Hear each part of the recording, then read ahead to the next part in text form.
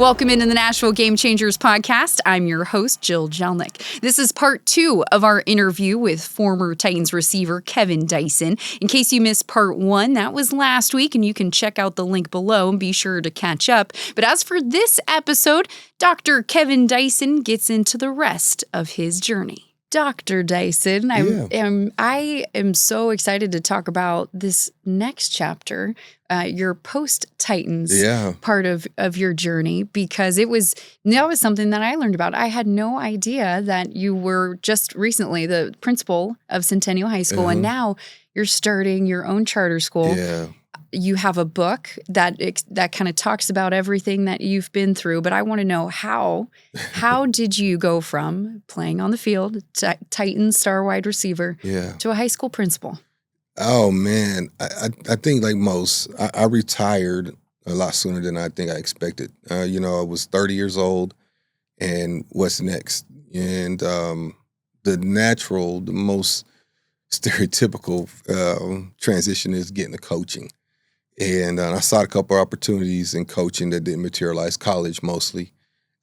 Jeff, actually, I did the minority coaching thing here. And then when he went to Rams, he called me again to come up there and do a training camp session with them. But I had just been named the head football coach at Independence High School. So it was just a timing thing, or I would have done that again. Because I loved the X's and O's. I always had, even as a player I did. And so, but again, naturally you think, I'll go into coaching. I probably would do some things different as a young man. I would have done some things from an investment standpoint, from an insurance standpoint, that would have set me up a little bit differently, maybe not have to think about coaching, or I could have thought about this trajectory or where I ended up going, but it was not planned. I went to Franklin Road Academy. That's where I landed for that first year. I was a part-time PE teacher and coached football and basketball and track.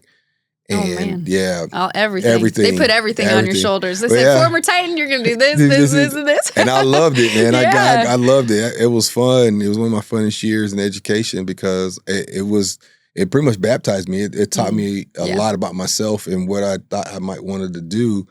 And but I also recognized that being a former Titan was opening up doors for me and would continue to open up doors for me. At least I thought, and they have. So in order to justify it, I need to be qualified. And so that's kind of how the name of the book took place. Is I wanted to be qualified, so I was justified. I didn't want to just be, you're a former Titan. So that's why you got the opportunity. And I battled with that internally a lot, of justifying my success based on what I was able to accomplish, whether people thinking I got it just because of I was a Titan, or just because I was a first-round pick, or because of whatever. So I wanted to make sure I was qualified. So I went back to school and did those things so nobody can say, he don't know what he's talking about. And that was just a thing for me and that I needed to overcome personally. And I battled with that for a long time, just feeling like people think I'm only getting because of who I was or who I am. And so I had to keep trying to prove myself. And whether I did or didn't, it was something I had to work through. And I feel better about it now, but I had to work through that. Yeah. Yeah. I imagine it probably, and you talked about this in your book, that transition from playing to coaching, being a part of the game probably still helped you kind of make peace with the end of your career. It really did. My first couple of practices at FRA, and a couple of kids, and I was teaching them a couple of techniques, a couple of schools, and I saw the light bulb click, and I was like, man, I see why people fall in love with coaching. It is, and they were listening to me. Of course, I was fresh out. I had been out. I just finished playing ball, so they knew who I was. It wasn't like nowadays. You could still run with them. Yeah. I could still. I would. You still keep up with them. Can you keep up with them now? Yeah, I'm gonna tell them because they're gonna test me. But but I did. I used to run with them. I'd run routes with them. I was staying in shape. I was still doing those things. You do crazy stuff in your early 30s. But I just remember the kids just gravitating to what I was telling them, and it just made me feel good about all the time I had spent, even though the injuries, be able to share the knowledge in a different way with these kids, and them grasping it, and them like watching and listening to every word I was saying, and being able to apply it, and it made me study the game a little different too. I think coaches don't get enough credit for their intelligence and what they do, because you really have to know some of everything to be an effective coach, especially a head coach. But and I learned more about coverages and fronts and things of that nature that when I was as a player, I just worry about what the guy in front of me is doing, what the coverage was. And what you need to do. And what I needed to do. And that was Isn't that funny how that works? It. Yeah. I didn't care what kind of step the guard took to get laterally to block that 5 technique or what have you. I didn't care about that kind of stuff, just as long as he did his job. But when you become a coach, you care about all that stuff because it all matters. It all matters for the success of the team, or especially in offense, but defense too. But it just matters. And so I became a better football savant, if you will. Yeah. And then radio now, I do radio, 104.5, and that has kind of kept me in the pro game especially, but it's kept me kind of in that mode of being around football. Yeah. Even though I've transitioned out of football a lot. So, but that's why I enjoy doing that aspect of getting to talk, like we talked about Cam a minute ago and things of that nature. That's the fun part of my summer, fall is doing radio and talking football, and it's hard. It's hard for me. It's hard as a former player to talk about players because I know what they're going through. But I try to be honest and fair. But I try to be honest. But it's hard because you want to say, man, that's not good. But I also know the struggle. I also know there might have been something off that day, or no player goes off until it says, I'm going to drop a ball today. I'm not going to be successful today. We all going there. We're going to have the best game of our lives. It's, even what you do now, you're not going, I'm going to mess up this phrase. I'm going to forget what I need to say. I'm not going to read this prompter right. I'm mess up at work. Nobody goes in there to fail. Trust me, I do make plenty of mistakes and I'm not trying to. But, exactly. But you're right. There's like a inner, I call it kind of like an inner respect. Whichever athlete, sport, male, female, I always have just an inner respect for he or she, because I know from my previous experience how difficult it is and how much people don't see. Yes. They don't see the practices. They don't see the 5 a.m. strength and conditioning. Lord, help me. For 4 years, 5 a.m., 3 days a week, I'm never going to recover from that still. But there's just another level of respect that you have, almost like an unspoken. So I totally get you when you're talking about radio and talking about other athletes. It's not easy. It's not easy. This is why I love watching other disciplines like whether it be ice skating, swimming, rowing. Like Olympics is one of my favorite times of the year because I watch so many things that I can't do. Like I think if I practice it, I can do, and maybe not be to that level, but I can do it. But some of the stuff you see, like figure skating and diving, and some of the stuff you're like, how much work do they put in? Like I play golf now, and I'm like most golfers that doesn't compete professionally. My practice is my round. Like, when do I go to driving range? My practice is my round. And but even still, I have practiced it, but not to that level to get better. But I think about those guys, golfers or swimmers, and how much work I know I put in to be a professional football player. I know how much work I put in. I can imagine the monotony, the training, you said get up at 5, you got to eat this, you got to train here. We got the 8 p.m. workout. Man. We got, that's the stuff people don't see. Right. And they just, don't get me wrong, they're athletic. Everybody's athletic to a certain degree, but the work that people put in, I think it goes unseen and diminished sometimes because of the value of that work ethic that people have. And hopefully I've been able to apply that in other things. You're listening to the Nashville Game Changers podcast with Dr. Kevin Dyson. Stay with us. We'll be right back after this.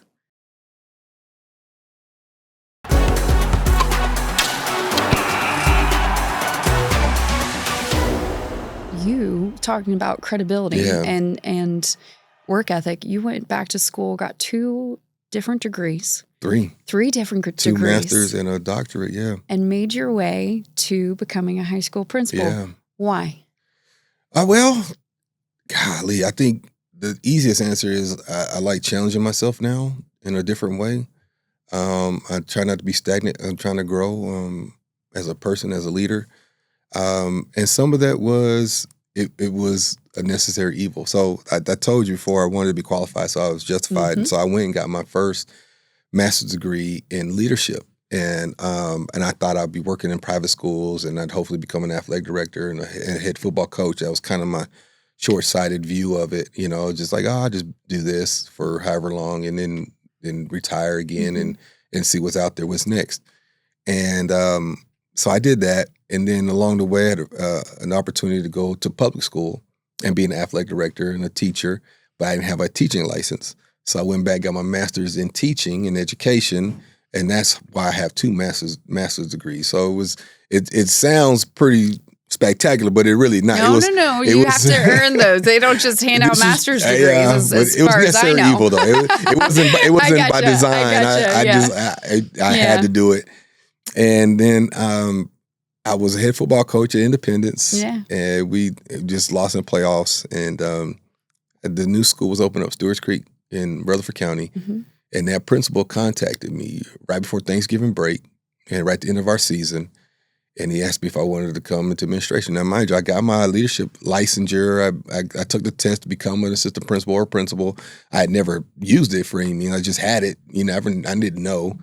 And he came up to me and he caught me at a time where it was at the end of the season, you're tired and it's kind of uncertainty of what's going on. I was like, you know what, let's try it out. This is a new challenge. And Dr. Harrell gave me an opportunity, and I love leading people in a different way. And I fell in love with that too.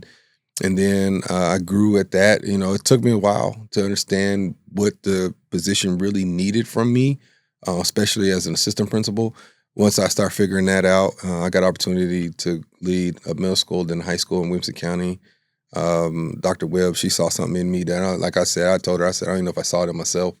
And she gave me an opportunity, and I have grown so much in these past 7-8 years from that opportunity because of having to lead people, men, women, children, parents, all alike. It's taught me a lot about myself and patience, and it exposes a lot of my failures. It exposes a lot of my shortcomings. But hopefully I've learned from those, and I'm getting better from that too. So, which is leading me to the next journey. Now where I'm at and starting the charter school, as you mentioned. Yeah. You mentioned in your book, you mentioned the word failures, and you talk about in your book that we all have failures in some part of our life, right? Big ones, small ones, but it's not so much about whether or not you fail, but how you respond. Yeah. How much has that been a big lesson for you throughout your journey? Yeah, so it even goes back to even to football. My rookie year, I was, first round pick, first receiver taken in front of Moss, right? 16th overall? 16th overall. That's right, 1998. 16th overall, Tennessee Oilers. And I was feeling good. I was got an opportunity. I don't think I had a fear. There was I feared failure, but I don't think I feared it in the sense that as I got older and I recognized the stakes that were involved with getting a new contract and all the different things that come with the expectations, all the things, or you having a Pro Bowl, Hall of Fame career, all stuff I started putting on myself, you got to do this. You got to justify being the 16th pick. If you don't, you're going to be a failure. They're going to call you a bust. And that stuff started eating at me. And it started that was how could it not? Yeah, I started feeding off of that. And so I was afraid of failure in a different way because I was putting these expectations on myself that I thought others were putting on me outwardly and how people viewed me and my success. And so I was crediting my success on how people viewed me, how I thought people viewed me.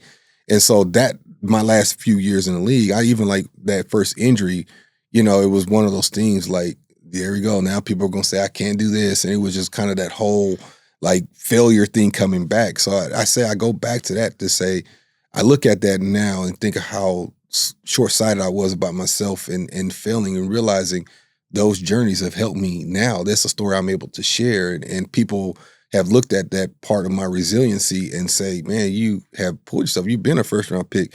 You have had career-threatening injuries. You've had this. You've done it. Now you've become a doctor, you've written a book, you're doing radio, you're speaking, you're doing some of these different things. And later in life too, it's not like I was in my early 20s. This is later in life, and I figured some things out, and hopefully that's what I'm able to share and inspire and get people to do. But I'm still failing. I still got my shortcomings. I still got things that I need to work on. I'm not perfect by any stretch, and nobody would ever say they are. But that is the essence of life is, I've trial and error in a lot of respects, and that's what I've been afforded the opportunity to do.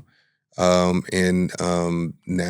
hopefully, I've been successful in a different way. I hope.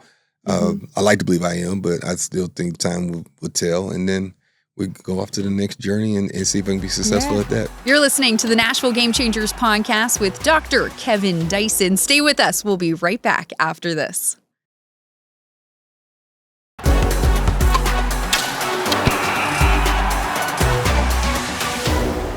The new charter school. No name yet, no mascot yet, still in the early stages. Yeah. What excites you the most about starting a new charter school in Metro Nashville? Golly, man, honestly, the biggest thing is 25 years later, we're still talking about the Emmy-winning Miracle 1 yard short. And that's cool. And I'm very humbled by that, and I appreciate that. But to be able to leave a legacy of building a school in your image is what I'm basically doing. A school based off of sports, like I'll probably hit you up. It's like sports, marketing, newscasting, physical therapy, like that be the core essence of it. And of course, strong academics. A little bit about both of me, both sides of me, I should say.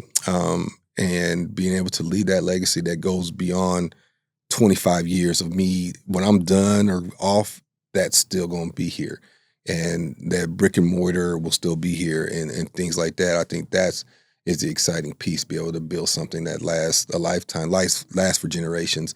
Don't get me wrong, the Emmy-winning Miracle has been great, and the fact that people still recognize me for that and come up to me for that and still tell me the stories, that has been some of the best highlights of my life, considering how it all transpired. But to be able to leave this behind will be special to me, and that's something nobody else will ever be able to take away, because even being in Williamson County at Centennial High School and things like that, the show must go on. You know, you resign your position and they post your position within hours, right? Because and rightfully so, the show must go on. They have to. They got to find somebody to lead the ship again.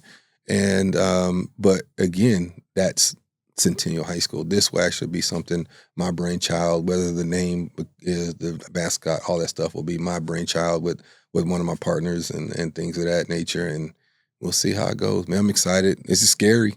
I've never done anything like this before. And I got to actually go get people to support the school, support division and talk. And I'm way more introverted than I present. Really? So, yeah. I can't. This has been so much fun talking to you. And you do radio. I think you have such a humbling and genuine soul. And I've loved talking to you. And I got goosebumps listening to you talk about this new charter school. And you just let me know when you guys are ready to announce and do a big thing, because Fox 17 won't be there. I will be there with my camera. I appreciate it. I'll make sure talk to you these guys kids. Get some love. Yeah. I mean, I would love for them to talk to people like yourself who have had success in this industry and in this town specifically, and have done some remarkable things. But I think we forget when we think sport jobs. I think a lot of people think professional playing. They think baseball, football. They think the playing, but they're not thinking about agents, newscasting, sports writing, the support system. This is a great, in my opinion. I was going to ask you if you have something in for our segment, in my opinion segment, but I love where this is going. I think we do. I think the people behind the scenes don't nearly get enough credit. They don't. And you're hoping to shine a light on that. I am. Whether it be the person behind the camera, how do you do it? Because I have one of my good friends, his brother was the camera work in San Diego. And he was Super Bowls. He was everywhere. He was everywhere. He's everywhere filming for the news station out there in San Diego.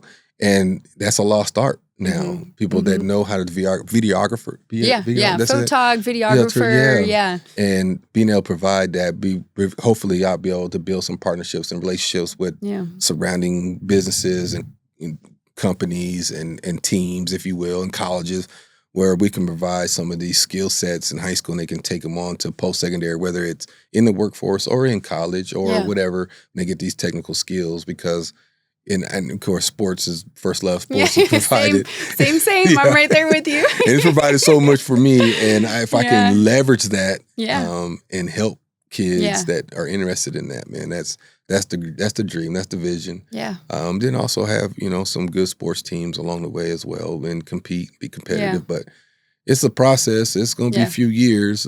So Well, I'll probably never be out of the limelight, but I'll be in the shadows a little bit more than I have been of the past few years while I build this thing up. And I'm excited. I hope it works out. I don't expect anything less. One of the reasons the comment that was made to me that kind of made me decide this was the time to do it was, the success of this is on you. The success of this school, this vision coming is on you. And I don't know if I've ever been in that situation before, because even running a high school, your success is, it's on you, but your success is on how you're able to pull from your assistant principals, from your teachers, from the students, from the parents, and their success ultimately becomes your failure or your success. And this right here, starting a school from scratch, that's all me. Not just all me. I got a partner in this as well, but between us, we, it's what can you do? Yeah. And that was why I was like, you know what? That's the next challenge. That's the next journey, and we're gonna see how it works out. It's an exciting journey, exciting next challenge. And I'm so glad you shared with us. I'm so glad you joined us on the show. Obviously, best of luck with putting together and constructing the new charter school. We'll keep in touch for sure for when you got the name, the mascot, all that fun stuff. Fox 17 will help you out. And also, congratulations on the book. Thank you. Qualified, so I am justified. From the playing field to the principal's desk. Check it out. You can get it on Amazon. That's where I got my copy. Yes. Also audio version too. And it's me reading it too. Oh, so and it's your voice. It's my voice too. Okay. You have a soothing voice. You have a voice for radio, so you probably have a good voice. I got a face for radio too. Yeah, so there you go. That's a good dad joke. That's a good one. So be sure to check out his book. Obviously, tune into him on 104.5 The Zone. Dr. Kevin Dyson, thank you so much. Thank you for having me. For joining us. This was fun. Thank you. We might have to have you come back again next time. Round 2 next time. Thanks so much for listening to the Nashville Game Changers podcast. Be sure to check us out on YouTube and wherever you listen to your podcasts. And when you're there, please like and subscribe.